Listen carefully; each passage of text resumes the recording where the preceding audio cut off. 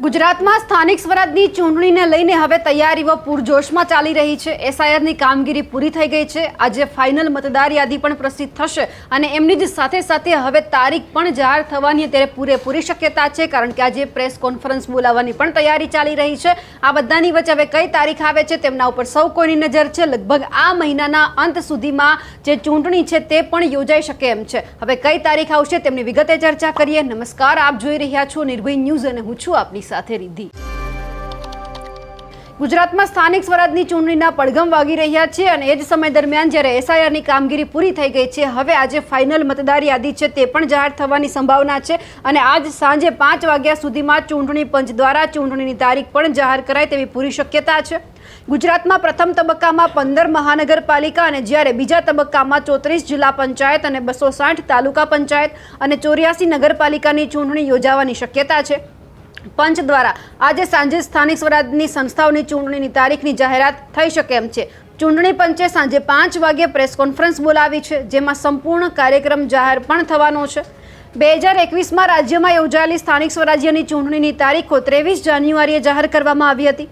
મહાનગરપાલિકાની ચૂંટણીનો કાર્યક્રમ 26 ફેબ્રુઆરી સુધીમાં પૂર્ણ થયો હતો, જ્યારે જિલ્લા તાલુકા પંચાયત અને નગરપાલિકા ચૂંટણીનો કાર્યક્રમ છે 5 માર્ચે પૂરો થયો હતો। આ વખતે એસઆઈઆરની કામગીરી હાથ ધરવામાં આવી, ત્યારે સ્થાનિક સ્વરાજ્યની ટર્મ પૂરી થયા બાદ પણ સમયસર ચૂંટણી ન થતાં વહીવટદાર નિમવાની ફરજ પણ પડી હતી।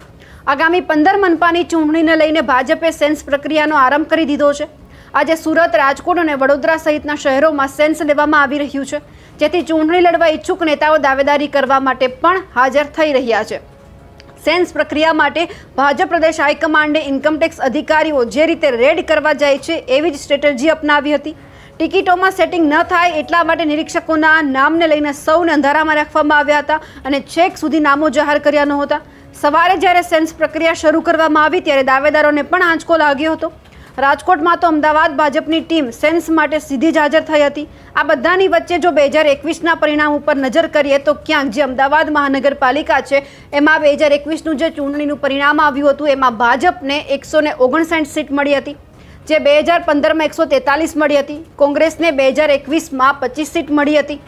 આપને 0 સીટ અને અન્ય છે એમને 2021માં 8 સીટ મળી હતી। આ સાથે જ સુરત મહાનગરપાલિકા 2021નું જે ચૂંટણીનું પરિણામ આવ્યું એમાં ભાજપને 2021માં 93 સીટ મળી હતી, આમ આદમી પાર્ટીને 27, કોંગ્રેસ અને અન્ય છે ત્યાં 0 હતું। વડોદરા મહાનગરપાલિકા જે 2021માં એમનું ચૂંટણીનું પરિણામ આવ્યું એમાં ભાજપને 69 સીટ મળી હતી, કોંગ્રેસને 7 અને અન્યને 0 સીટ મળી હતી। આ સાથે જ રાજકોટ મહાનગરપાલિકા 2021નું જો ચૂંટણી પરિણામ ઉપર નજર કરીએ તો ભાજપને 68 બેઠક મળી હતી, કોંગ્રેસને 4, આપ અને અન્ય છે તેમને 0 બેઠક મળી હતી।